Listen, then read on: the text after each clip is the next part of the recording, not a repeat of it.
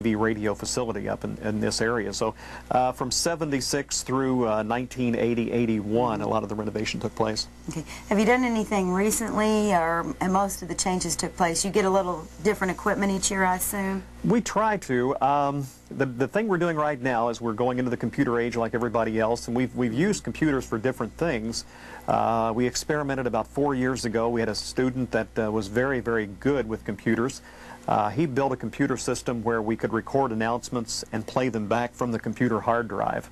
Other stations had been doing it. We didn't have the money to go out and buy the equipment at that time. It's since come down in price, but he put this together, put the equipment together, built the computer, built the system to record onto the hard drive and then to come out of the hard drive into an audio board, and we used that for a year or two, and it proved to us that that's probably the way to go.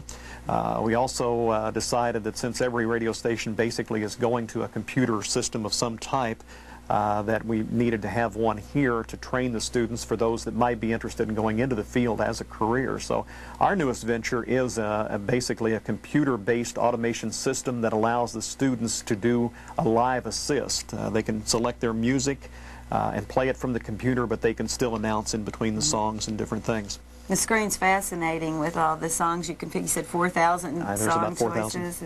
It's amazing when it works. We're still fine-tuning it. It wasn't so amazing about three months ago when we were trying to put it all together, and it would keep stopping and locking up on us, and we threatened to throw it out the window a couple of times. This is still a classroom, and we're talking about all the things you're able to do, but the main focus is on teaching the students, and they apparently have an interest. What is an actual day like? Where does it start? You have how many classes? We have 5 classes here at New Albany. There are 2 additional classes at Floyd Central. There is an additional government class, and we're going to talk to them a little bit later. But all of those people filter into this facility here at New Albany. We'll start with students at 7:45 in the morning, have 2 50-minute classes in the morning, and then switch to Floyd Central. They have 2 50-minute classes. Then we'll take it back right around noontime, and the students will be here then until 9 o'clock at night. The school day, 3 classes in the afternoon. School ends at 2:35. So then after that, it's volunteer. 2 students for 3 different shifts during the afternoon. Okay. The Floyd Central classes, does someone else teach those? Yes. Okay. Yes, Rick Miller has the program at Floyd Central and has had for quite some time. At one point I had both departments, and with the departments growing, it just both of them needed their own instructor. Okay. We're going to talk about a few more facets. We're going to talk about the sports casting, and Lee is going to talk with Bob Douche, who teaches the TV government class, when we come back on Community Spotlight. Our guest is Bob Douche, who's a government teacher here at New Albany High School. The reason that we're talking with Bob is he's a very big part of the program here at WNAS. His program, Case Methods Government, spends a lot of time dealing with local politicians and local issues, as well as state issues. People are brought in to be interviewed, or they'll go out on site and do interviews that have to do with issues here in the community. Tell us a little bit about your program, Bob, and how you came up with the idea to start it. Well, I don't really know how I came up with the idea. It was just one of these brainstorm things one night that hit me, and I called you up, and you were in a weaker moment, and you agreed. And about, well, 1981, I think we started. That was when television was in its very beginning here at New Albany. You had pretty much begged, borrowed, and stolen just about all you had. And I did. We got started, and we've been going ever since. We've had some real interesting type of shows. We've had some kids that really would get into it, and others are kind of passive, but, you know, we've sort of grown from there. We have had some interesting shows. Probably the one that comes to mind that took the most time to put together was the show we did on the Star Wars concept, and it started out as, I really don't know how it started out. A student in class one day, in Bob's government class, and I happen to have the same student, was talking about this concept, and there was a gentleman in Washington, D.C. Who might be willing to consent to an interview, but didn't know if he would come down, and one thing led to another, and phone call after phone call, and all of a sudden we have the man who actually came up with the Star Wars concept on a plane, or ready to board a plane to come to New Albany, Indiana, to be interviewed. And then I think from there we had someone else in Louisville that wanted to give a counter view of it. Well, what was so interesting, Mark Newbanks put that show together. Mark's now, I think, involved in investment in Germany, investment banker. But Mark came up with the idea, try to get someone from the Pentagon to talk about it.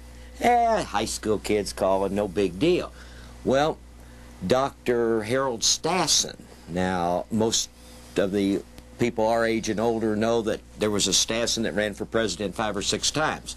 This is his son, who is in his mid-50s, teaches at the Baptist Seminary in Louisville, and he was one of the leading opponents. Well, when Mark laid that on the Pentagon, then all of a sudden they got more interested. So we actually had Dr. James Ianson flew in here. What was really interesting, we had to pick him up at the airport, remember? That was one of the first times that the government went broke. The day that they flew a Star Wars honcho in here to talk to us, they announced that the government was broke that day. And now you wonder why they go broke. I don't. I can't understand it. I don't. We've had some other interesting shows. There was a time when the radio department would go to New York City each year on spring break. And I don't know if it was Mark or who it was, but somebody got the idea they wanted to talk to the Russian embassy. And again, a couple of phone calls, a few letters, and all of a sudden we had an interview set up with some of the people from the Russian embassy in New York City. So we decided, since we were going to do the Russian embassy, we might as well do the American embassy as well. And we found that it was much easier to get into the Russian embassy as to get into the American embassy. We finally got down to the point of telling them, look, we're doing the Russian embassy. If you don't want to be on the show, that's okay with us, but we're going to tell people that you won't let us in. So they finally agreed to it, but the difference, the Russians were very, very nice to us, provided us with a room to do the interviews in, and just couldn't do enough. The Americans act like that we were infringing on their time the whole time we were there. So again, an eye-opening experience, but a lot of fun that we've had. With this class, we've been to Indianapolis, to the state legislature. We've interviewed not only our local legislators, but other people in Indianapolis who are involved in the decision-making process. And it's been fun through the years putting the classes together. Right. We've had the opportunity to interview, well, not interview, but we asked George Bush a question when he was vice president, 2 or 3 questions at a press conference. Lee Hamilton's been our guest several times, Richard Lugar, Dan Quayle. Real fortunate. I mean, almost every year we do the local politicians.